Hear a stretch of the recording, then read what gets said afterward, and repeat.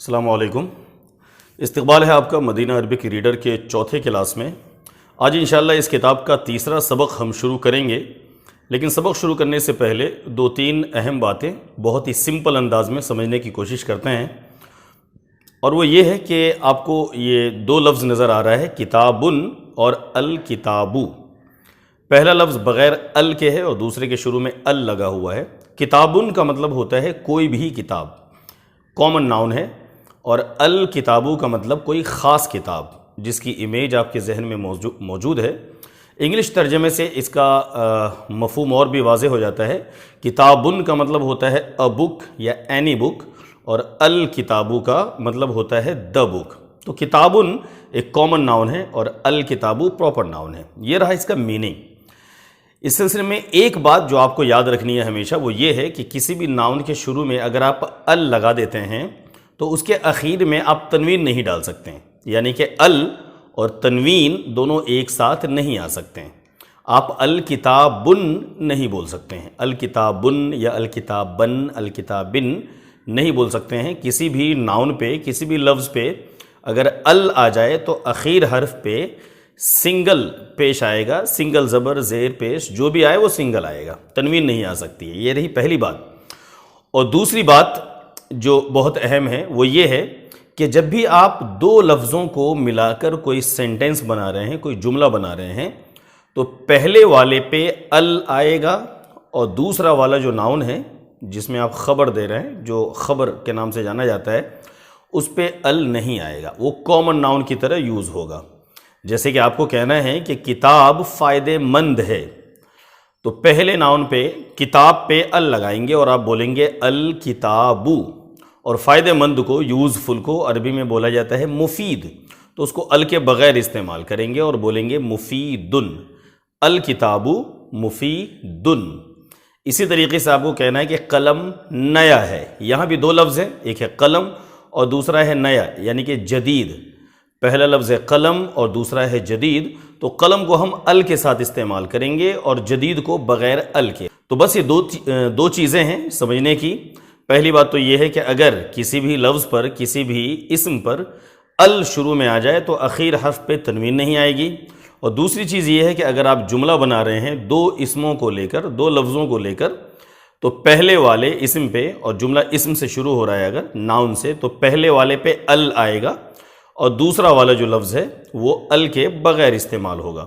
تو یہ ایک سمپل آسان ایکسپلینیشن تھا، اور اس کے سمجھنے کے بعد اب امید ہے کہ یہ سبق نمبر 3 آپ کے لیے بے حد آسان ہوگا۔ تو سیدھا چلتے ہیں کتاب کی طرف اور سبق نمبر 3 پڑھتے ہیں۔ بسم اللہ الرحمن الرحیم۔ یہ رہا الدرس الثالث، الدرس سبق ثالث تیسرا، الدرس الثالث تیسرا سبق۔ اور شروع میں دو تین لائنیں جو ہے وہ پراپر ناؤن اور کامن ناؤن کو سمجھانے کے لیے دیا ہے۔ جیسے کہ پہلا لفظ ہے بیتن۔ بیتن کا مطلب کوئی گھر یا ایک گھر، اور البیتو کا مطلب ہوگا گھر۔ اسی طرح قلمن کا معنی ہوا کوئی قلم یا ایک قلم، اور القلمو کا ترجمہ ہوگا قلم۔ کتابن کوئی کتاب، ایک کتاب، الکتابو کتاب۔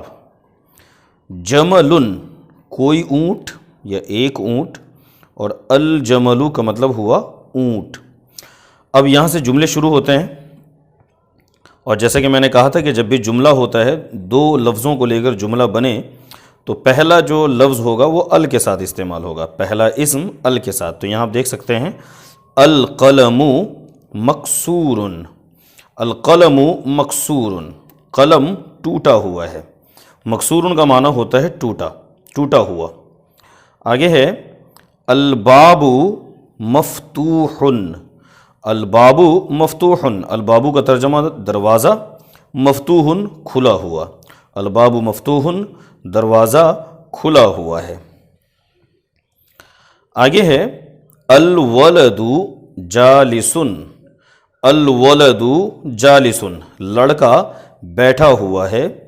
والمدرس واقف، والمدرس اور ٹیچر واقف کھڑے ہیں، واقف کا ترجمہ کھڑے ہیں، و کا ترجمہ ہوتا ہے اور، والمدرس واقف اور استاذ کھڑے ہیں۔ آخری دو جملے، الکتاب جدید، الکتاب جدید کتاب نئی ہے، والقلم قدیم اور قلم پرانا ہے۔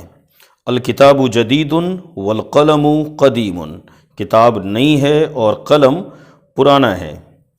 آگے ہے الحمار صغیر والحصان کبیر، گدھا چھوٹا ہے، والحصان کبیر اور گھوڑا بڑا ہے۔ آگے چلتے ہیں صفحہ نمبر 18 پہ۔ پہلا جملہ ہے الکرسی مکسور، الکرسی مکسور، کرسی ٹوٹی ہوئی ہے۔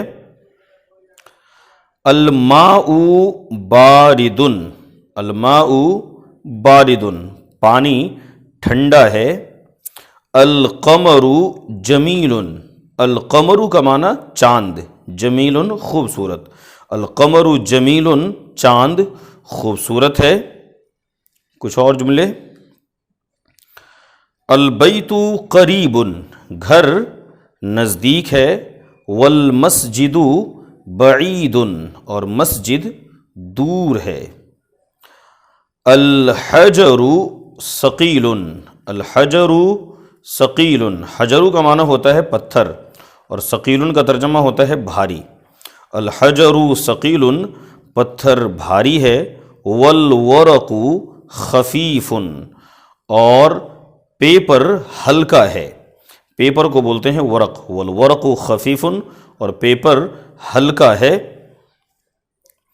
اللبن حار، اللبن کا معنی دودھ اور حار یعنی گرم، اللبن حار دودھ گرم ہے۔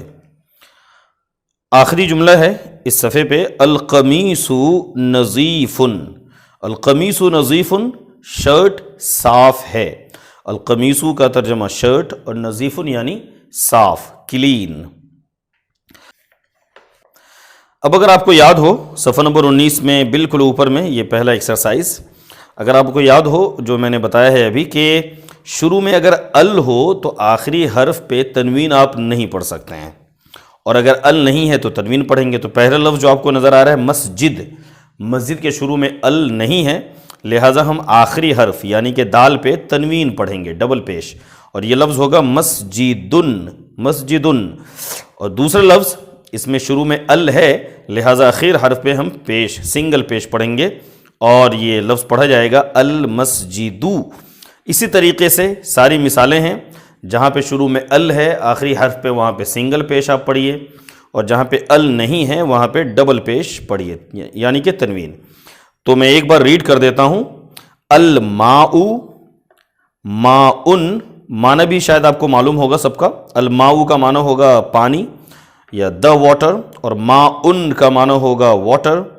البیت گھر، بابن کوئی دروازہ، قلمن کوئی قلم، القلم قلم، الکلب کتا، کلبن کوئی کتا، قمیصن کوئی شرٹ، ولدن کوئی لڑکا، الحجر پتھر، الولد لڑکا، حمارن کوئی گدھا، الحمار گدھا، الحصان گھوڑا اور حصانن کوئی گھوڑا۔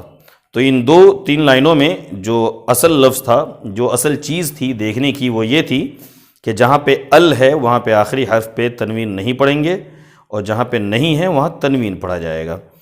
اب آگے کچھ اور جملے ہیں، ان کو پڑھ کے سبق ختم کرتے ہیں۔ پہلا جملہ ہے المکتب مکسور، المکتب یعنی ٹیبل، مکسور ٹوٹا ہوا، یہ لفظ کئی بار آ چکا، المکتب مکسور ٹیبل ٹوٹا ہوا ہے۔ نمبر 2 ہے المدرس جدید، استاذ نئے ہیں۔ نمبر 3 القمیص وسخ، القمیص وسخ شرٹ گندا ہے۔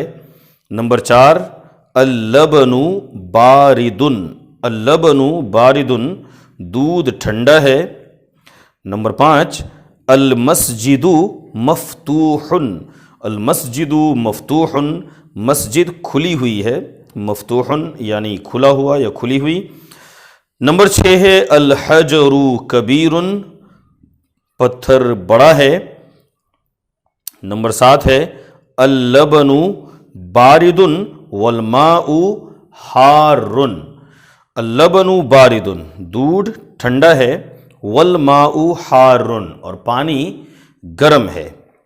نمبر 8 ہے المہندس جالس والمدرس واقف، المہندس جالس انجینئر بیٹھے ہیں، والمدرس واقف اور استاذ کھڑے ہیں۔